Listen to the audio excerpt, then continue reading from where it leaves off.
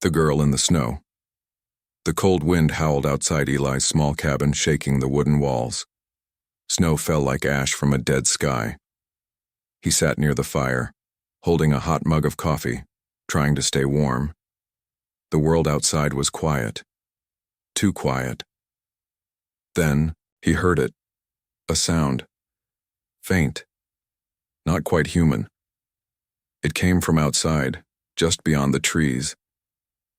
Eli stood up, his heart beating faster. He grabbed his coat, flashlight, and stepped into the frozen night. His boots sank deep into the snow with every step. The cold bit his face, but the sound called him forward. It was like a cry. Soft, broken, scared. He reached the edge of the trees and saw something strange near a pile of snow and branches. He pointed the flashlight, and what he saw made him freeze. It was a girl. Not human. Her skin was a soft gray blue, her hair silver and wet from the snow. Her arms were wrapped around her knees. She wasn't moving much. Eli rushed to her. She looked young, maybe in her late teens if she had been human. Her clothes were thin, torn, and didn't belong to this world. Her feet were bare. Her lips were blue. "Hey," he said, kneeling beside her. "Can you hear me?" Her eyes slowly opened. They glowed faintly in the dark. She blinked, frightened but too weak to run. Her mouth opened like she wanted to speak, but no sound came out. Without thinking, Eli took off his coat and wrapped it around her. Her body was ice cold. She trembled when his hands touched her, but she didn't pull away. "I've got you," he whispered. "Let's get you inside." He lifted her carefully. She was so light it scared him. As he carried her back to the cabin, her head rested against his chest. She whispered something in a language he didn't understand. It sounded like Kalin, or maybe Kalam. He didn't know, but he kept walking. Back inside the cabin, he placed her near the fire and covered her with blankets. He turned the heater on full.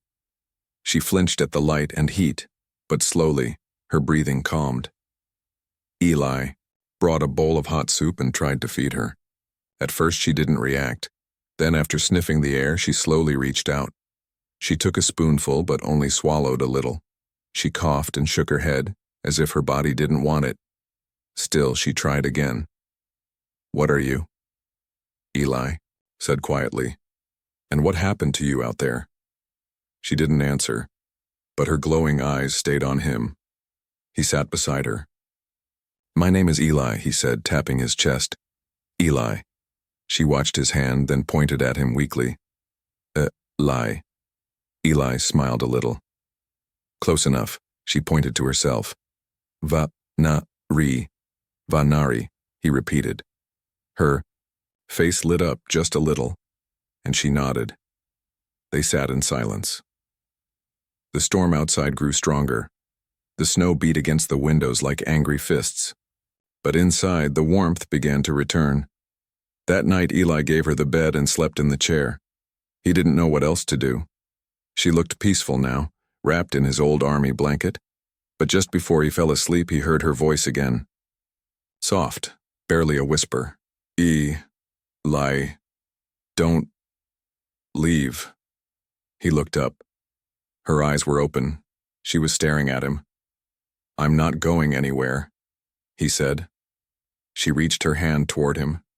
He walked to the bed and took it gently. Her fingers curled around his like she never wanted to let go. In the morning, the world outside was pure white. Snow covered everything, but inside the cabin, something had changed. Vanari sat near the fire, awake and quiet. She still wore his coat. She watched him like a shadow, never far. When he went to the kitchen, she followed. When he stepped outside, to check the generator, she stood by the door waiting. She didn't speak much, but her eyes said everything. She trusted him. Eli wasn't sure how to feel. She was clearly alien. Her body, her voice, the strange symbols on her skin. But she was also lost, alone, like someone who had been through something terrible. As the day passed, Eli searched the area where he found her. He found broken metal, pieces half buried in the snow. Part of a ship, maybe? A small crash? There were no signs of anyone else, just her. When he returned to the cabin, Vanari stood at the door, waiting. She ran to him the moment he appeared and hugged him tightly. Her hands trembled. He held her back. "It's okay," he whispered. "You're safe now." But deep down, he knew something was coming. Something that wanted her back, and they wouldn't care who they had to kill to get her. The hunger in her eyes. The storm had passed, but a deeper silence took its place. Eli woke to a strange noise, soft, wet, almost like an animal chewing. At first, he thought it was a raccoon sneaking into the kitchen. But when he opened his eyes and looked toward the fire, his chest tightened. Vanari was crouched on the floor. She wasn't sitting by the heater like before, or resting in the bed. She was in a strange position, her back arched, her face hidden, in shadows. In her hands she clutched a piece of scrap metal he had left near the tools, and she was biting it. Eli slowly sat up, watching in silence. She chewed a chunk of copper wire like it was meat. Her glowing eyes flicked up when she noticed him awake, but she didn't stop. Her lips moved silently, whispering words in her language. "Vanari," Eli said softly, stepping closer. "What are you doing?" She looked up fully now. Her eyes were wide and glowing more than before. Her face was pale, her body shaking. But there was no pain in her eyes, just desperation. She dropped the wire and crawled toward him. Not walked, crawled, like an animal in distress. Eli stepped back out of instinct but stopped himself. Her hands reached out and grabbed his wrist.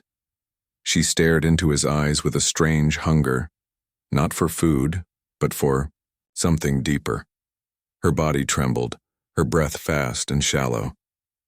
"Hungry," she whispered in broken English. "So hungry." "I tried feeding you," Eli said, kneeling down. "You wouldn't eat the soup, the bread." She shook her head quickly. "No, not food. Like yours." He didn't understand. "Like mine? What does that mean?" She pointed at the copper wire, then at a battery pack. Then she pressed her palm against his chest. "Life," she whispered. "You have warm core, fire inside." Eli felt a chill crawl up his spine. This wasn't just about needing food. Her kind was different, very different.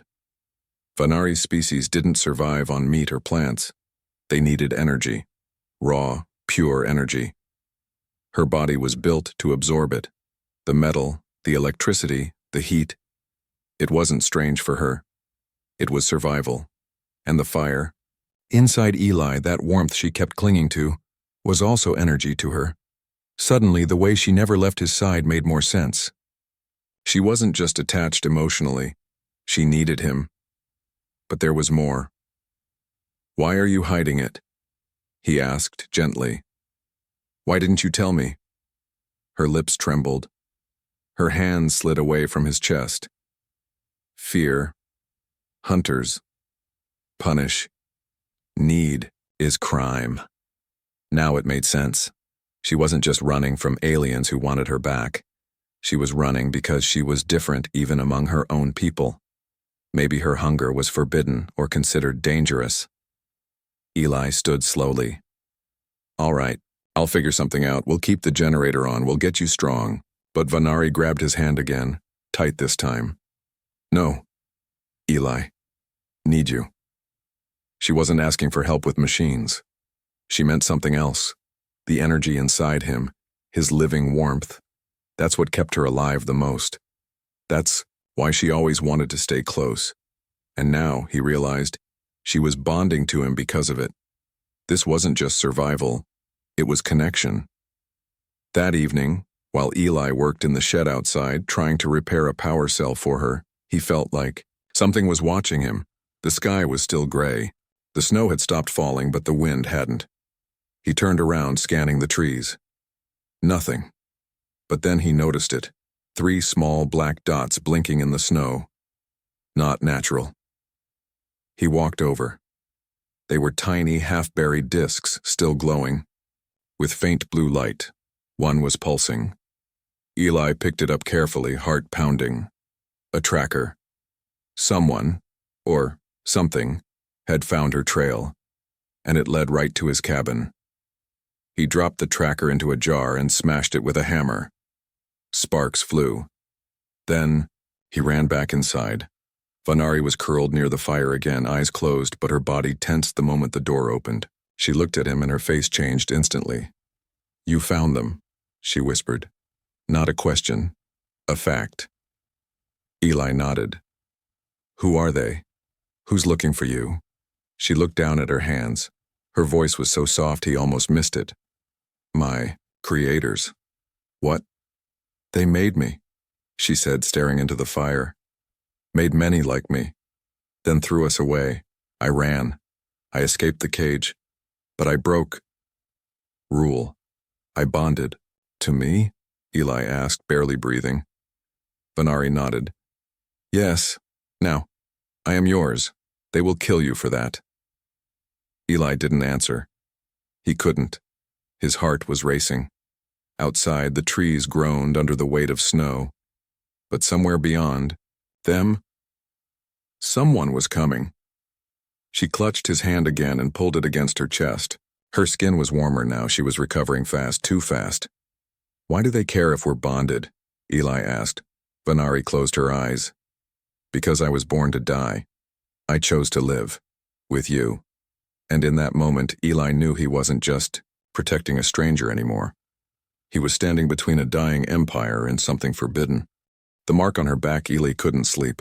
Even though the fire still burned and the wind outside had died down, something in the air felt wrong.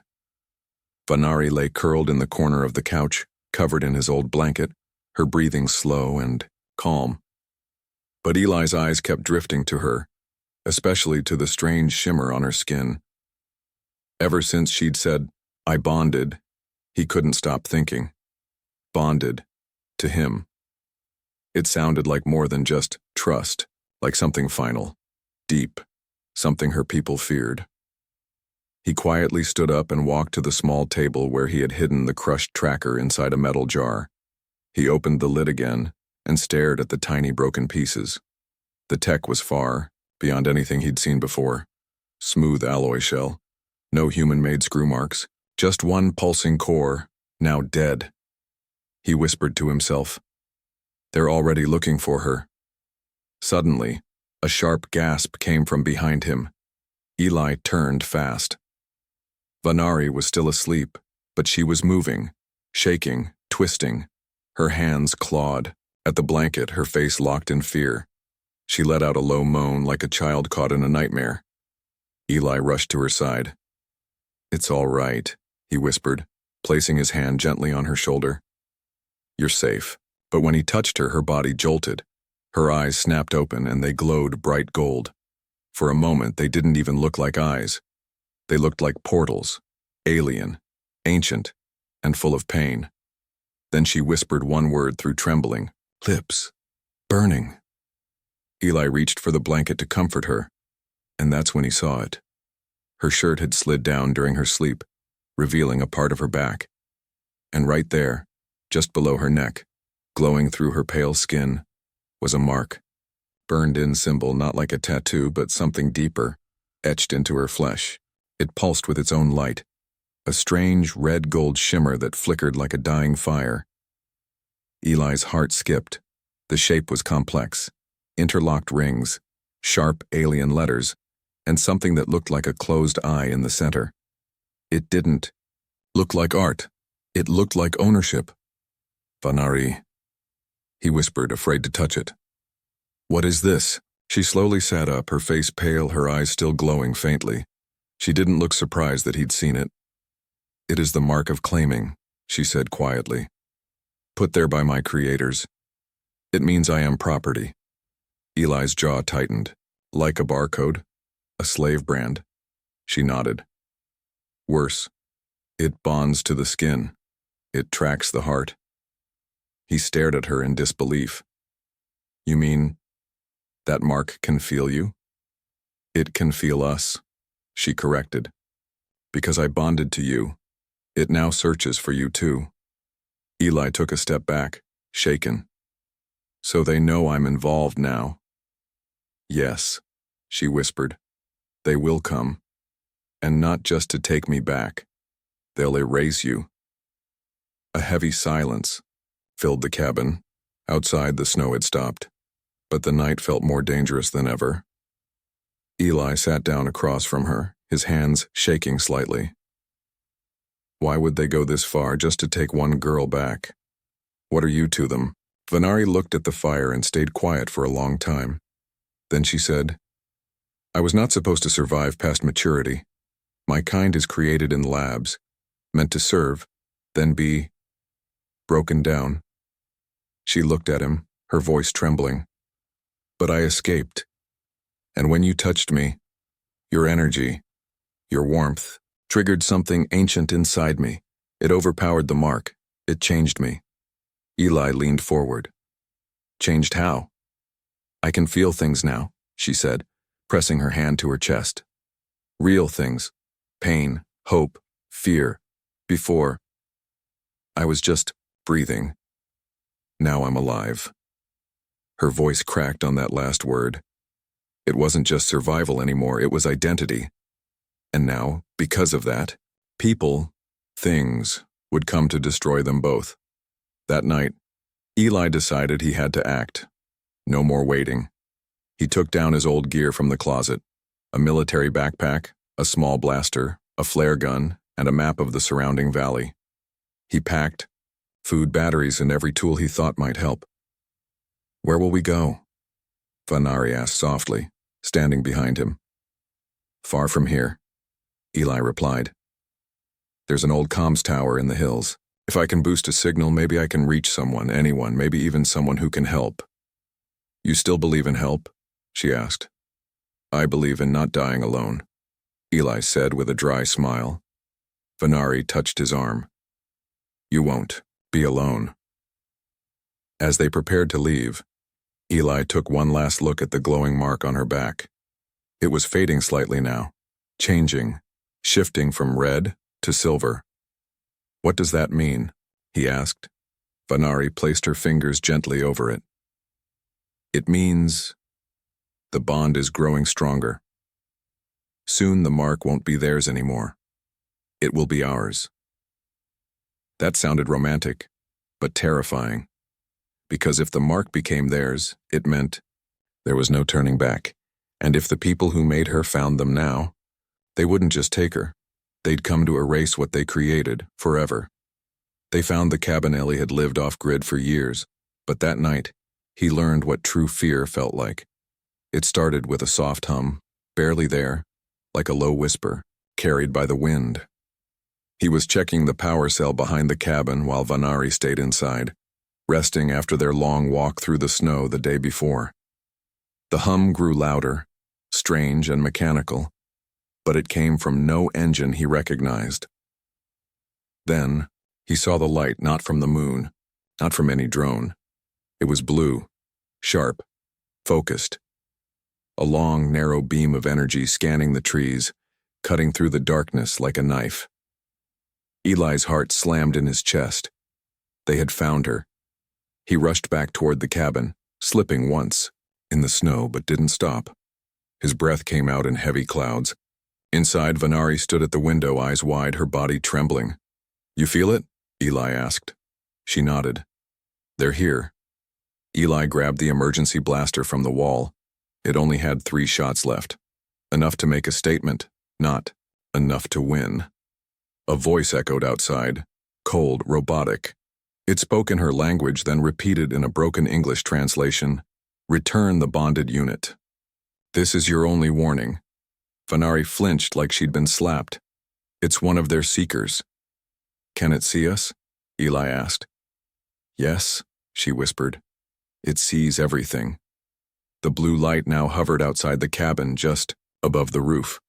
The humming turned into a deep, vibrating buzz. Small bits of metal on the table began to shake. Eli shut off the lights inside and grabbed Vanari's hand. We're not staying here, he said. Go out the back. But as they reached the rear door, a second light appeared. Red this time, then a third, then a fourth. Surrounded. No, escape, Vanari whispered. Eli took a breath. Then we hold them off. She looked at him with fear, and something else. If they take me, they won't let me live. Not after what I did. Not after choosing you. Eli touched her cheek. They'll have to go through me. Then the door blew open. A blinding light filled the room and a seeker floated in. It wasn't tall, maybe the size of a human, but it had no face. Just smooth black alloy and long metal arms ending in glowing fingertips. Its voice echoed from within its body, cold and full of command. Human, step away from the unit. The bond must be broken. Eli raised his blaster. I don't think so. The seeker tilted its head, almost curious. Then it raised its hand, palm glowing bright. A crackling charge built in the air. Before it could fire, Vanari screamed. Not a human scream. Something deeper. Alien. Her body burst into bright silver light, the mark on her back shining through her clothes like a sun. She stepped between Eli and the seeker and raised both hands. A pulse of energy exploded from her palms. The seeker flew backward, smashing through the cabin wall and landing in the snow. For a moment, everything was silent again. Eli stared at her, stunned. What was that? Vanari fell to her knees. I don't know, but it only happened when I thought you were going to die. Outside, the others moved in. Eli helped her up. We're not done yet. Can you do it again? I think so, but it hurts. Then we make it count. They ran. Eli knew a hidden cave about a mile through the woods. He used it during hunting seasons to store gear. It wasn't much, but it had thick rock walls and one narrow entrance. As they reached the forest edge, another seeker dropped from above. Eli didn't hesitate. He fired. The shot hit the drone's core. Sparks flew, and it crashed into the trees, its limbs twitching. 2 shots left, Eli muttered. Vanari stumbled but kept going. Her body glowed in pulses now, like her energy was unstable. He could tell she was changing. Fast. When they finally reached the cave, she collapsed inside. Eli sealed the entrance with a slab of rock and turned on a small emergency light. She looked up at him with tears in her eyes. They'll keep coming until I'm gone. Then we make them stop, Eli said. We end this. She blinked. You don't understand. The bond, it's almost complete. When it finishes, I won't be able to leave you. Eli sat beside her. I don't want you to. She touched his chest. But I don't want you to die. Outside, the wind carried more sounds. Metal footsteps, radio signals, static that didn't belong on Earth. Eli tightened his grip on the blaster. Vanari whispered, They'll send something worse next. A warden. What's a warden? He asked. She closed her eyes. A seeker destroys. A warden erases. He had no idea what that meant. But he knew it was time to stop running. Let them come. He wasn't giving her up. Not now, not ever. Her memories break free. The cave was cold and quiet. Only the soft hum of Eli's emergency light broke the silence, casting long shadows on the stone walls. Vanari sat curled up beside it, her arms wrapped tightly around her knees. Her silver blue skin shimmered faintly, glowing with slow pulses of light. She hadn't spoken for hours. Eli watched her from across the cave, holding the last flare in one hand and the now empty blaster in the other. His eyes were heavy from no sleep. But he didn't care about rest. He cared about her. Something inside her was changing, and fast. She wasn't just healing anymore. She was awakening. Suddenly, her body twitched, then again. Her hands dug into her skin like she was trying to hold herself together. A faint blue mist leaked from her fingertips. Her breathing grew sharp and uneven. Vanari, Eli said, stepping closer. What's happening? Her head snapped toward him. Her glowing eyes were wide with panic. Stay. Back. He stopped. You're in pain. I don't know who I am, she whispered, shaking, but something inside me does. Eli slowly sat beside her, close but careful, then let it out. She gritted her teeth. If I do, I might not be me anymore. He looked her in the eyes. I'll find you again. No matter what. Something in those words broke through the storm inside her. Vanari closed her eyes and her body began to glow brighter, light bleeding through every pore, the mark on her back now burning silver. Then she whispered, "There's something buried. Something they made me forget." Eli reached into his pack and pulled out the small alien device he'd found near her crash site, a strange silver orb with lines of pulsing crystal across its surface. Vanari's eyes locked on it. Her hands reached out slowly. The moment she touched it, her body went still. Then her head snapped back, her eyes rolled white, and the cave filled with light. Eli backed away, shielding his eyes. The orb hovered between her hands now, spinning fast. Sparks of blue fire danced across the cave walls. Strange symbols formed in the air, floating, shifting, changing.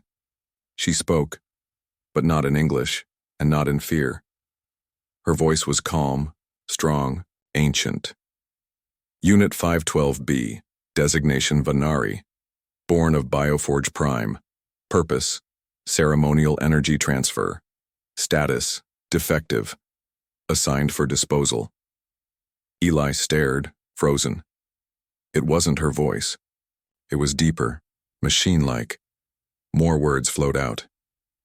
Alert, unauthorized bond detected, human male, sequence unstable, initiating memory cascade. Then the orb shattered, light exploded, and Vanari screamed, but it wasn't pain, it was clarity. When the light faded, she collapsed into Eli's arms. Her skin was warm, glowing with life. Her breathing slowed. Her eyes opened, and this time they were different, not just glowing, alive. I remember, she whispered.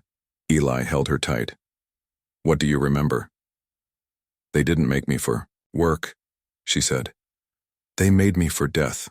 My kind. We were created to fuel the rulers of their dying empire. Every one of us was a living battery. She pointed at the mark on her back. That brand wasn't just for control. It was a death timer. When the time came, our energy would be pulled out completely. Eli's stomach turned. They built you to drain your soul. Yes, she whispered.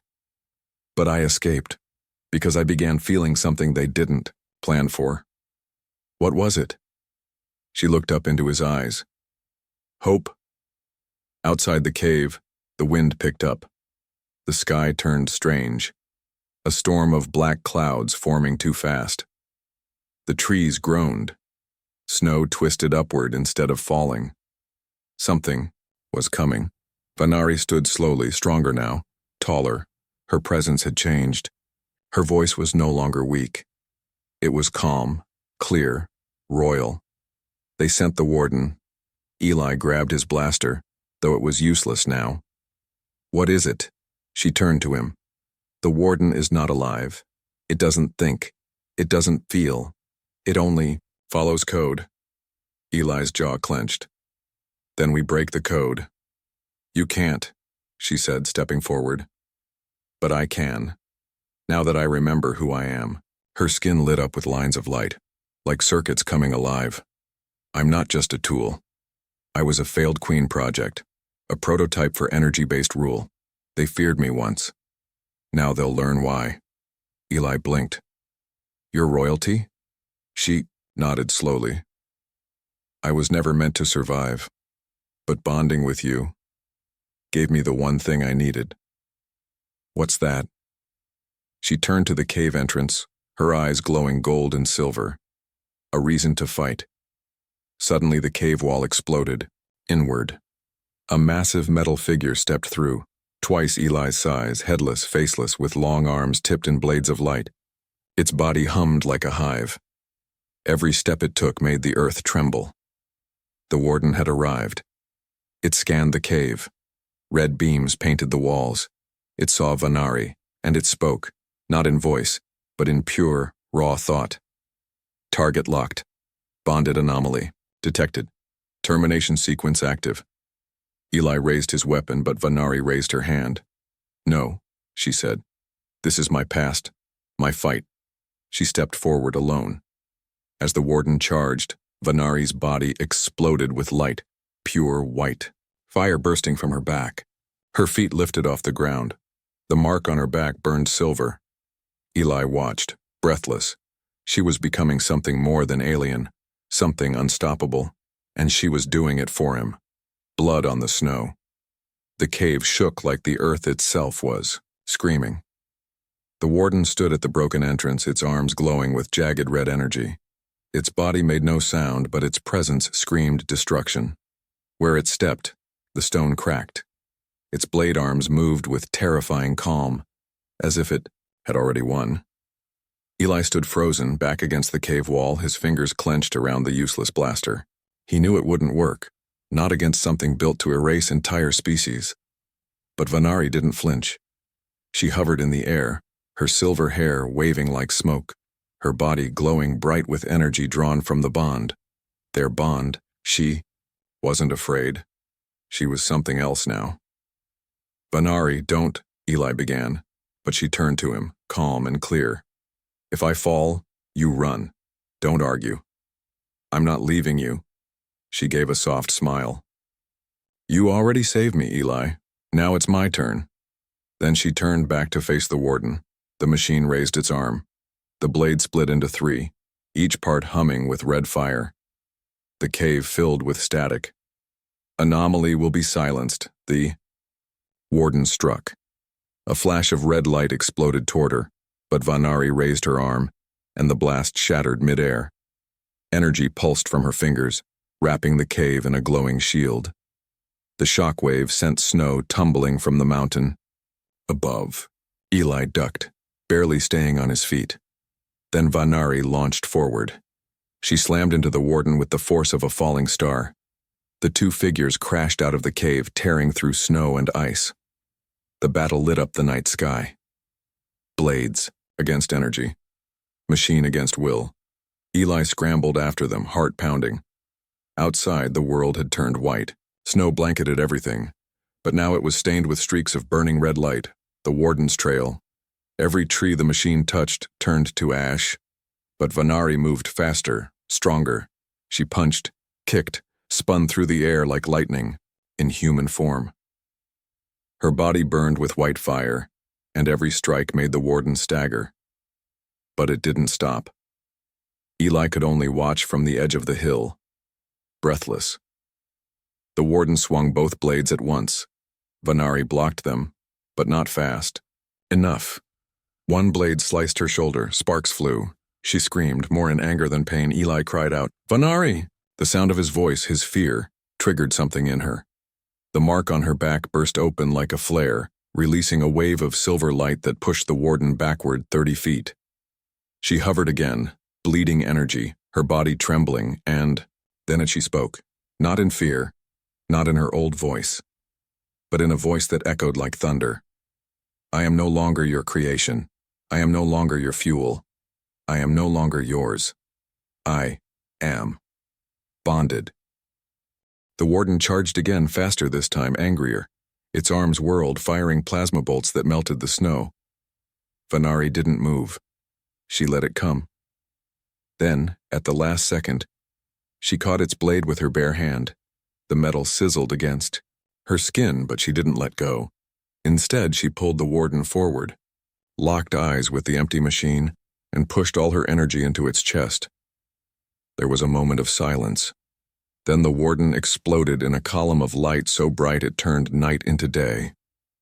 Eli threw himself to the ground, shielding his face. When he looked up, the warden was gone. Only snow and blood remained, and Vanari lay in the center of the crater, motionless.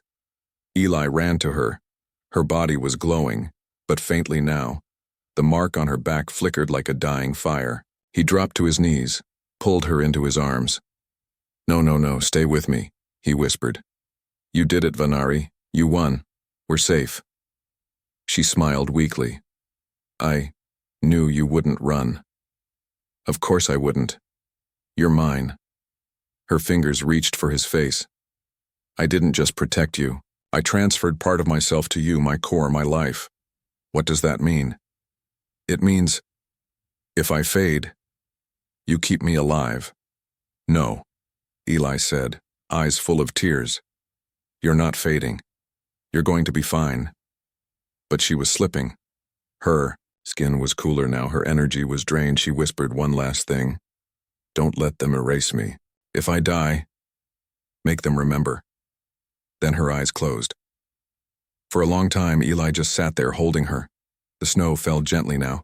The battle was over. But something inside him was burning. Not grief.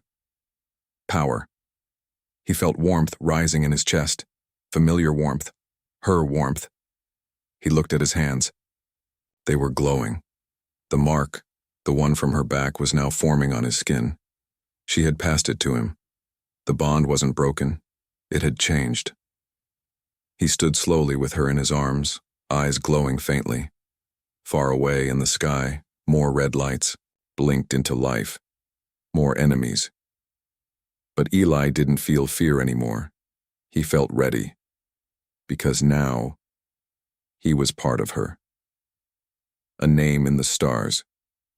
The snow had stopped falling. The battlefield was silent. Broken trees, melted ice, and scorched earth marked where the warden had fallen. Smoke curled up into the early dawn sky, and in the center of it all Eli stood alone, cradling Vanari's body in his arms. But he was not the same man. Her light now lived inside him. The silver mark once etched on her back now pulsed on his chest, glowing brighter with each heartbeat. Her energy flowed through his veins. Her memories brushed the edge of his thoughts. Soft voices, forgotten places, a galaxy he had never seen. He was human, and something more. And the stars were watching. Far above, red lights moved across the clouds, silent, slow, a fleet. They had come. Not seekers, not wardens. These were the architects, the ones who built her, the rulers of her creators, cold, ruthless, ancient. And they had sensed what happened here. The last unit had bonded with a human and transferred her legacy. That could not be allowed. Eli laid Vanari down gently on a stone slab, covering her with his coat. Her face looked peaceful, like someone who had finally escaped pain. Then he stood, turned toward the sky, and faced the growing storm. Above, a ship began to descend. Smooth, black, like a shard of glass. No wings, no sound. Eli's mark burned brighter. He didn't run. He didn't hide. He walked toward the landing site, snow crunching beneath his boots. When the ship touched down, it released no ramp, no soldiers, just a voice. You are human. You carry forbidden code. You will be removed. Eli looked up. You took everything from her. You made her afraid to live. Now I carry her name, her light, and I will not be erased. You are not compatible with the system. The anomaly must be extracted. Eli's hands clenched. Energy sparked at his fingertips. Bright silver light danced across his skin. He wasn't just carrying her memories anymore. He was becoming her successor. And somewhere inside, he felt her presence stir. Don't let them silence me, Eli. He wouldn't. Not today. The ship shifted, and a form descended. A being made of liquid metal and light, shaped like a tall humanoid with no face. It was the voice from before, a judge of the architects. You are infected. The mark was not meant for your species. Eli stepped forward. Then maybe the problem isn't me. Maybe it's you. This form, this code, was never meant for bonding. It was for draining. She violated her design. No, Eli said. You never understood her design. You built her to break, but she chose to love. That made her more alive than any of you. The judge raised its arm. A long thread of light formed in its palm. Then you will die like her. It struck. But Eli didn't move. The energy hit his chest and stopped. The mark exploded in a burst of silver light. A shield formed around him, not from a machine, not from tech. From her, Vanari's last gift, lived in him, and it woke up. His voice echoed with hers now. You don't get to take her name, you don't get to erase her. He lifted his hands and fired a beam of light so bright it cut through the sky. The judge screamed, not in pain but in code. Its body cracked, shimmered, and then collapsed. The ship began to rise, retreating, afraid. The fleet above turned, slowly in orbit. For the first time in their long, cold history, they had failed. They left, and the stars grew quiet again. Hours passed. Eli stood alone where the ship had landed, breathing heavily. The energy in him was slowing now, fading gently, but it didn't leave him. It joined him. He returned to the cave. Kneeling beside Vanari's body, he placed a hand on her chest. I kept my promise, he whispered. They'll remember you, now, not as a tool, not as property. He looked up at the stars, but as a queen. Then, the mark on her chest flickered. Once, and he felt her hand squeeze his one last time. Days later, a different ship arrived. Not a hunter, not an architect, but one of hers. Alien, sleek, silver blue like her skin. It bore the crest of a hidden people, those once too afraid to fight. Survivors like her. They had received the signal, the call, and they had come to take their queen home. They bowed to Eli. Your name? The lead alien asked in perfect English. He didn't answer right away. He looked at the stars again, then at the mark glowing on his chest. My name, he said, is Eli. He paused. Husband to Vanari, guardian of her light. The aliens bowed again. Then your name shall be remembered, across galaxies. He stepped onto the ship, and behind them, Earth faded into the black sky. But in the stars, a new name was born. Vanari, not forgotten, not erased, but alive, in him, forever.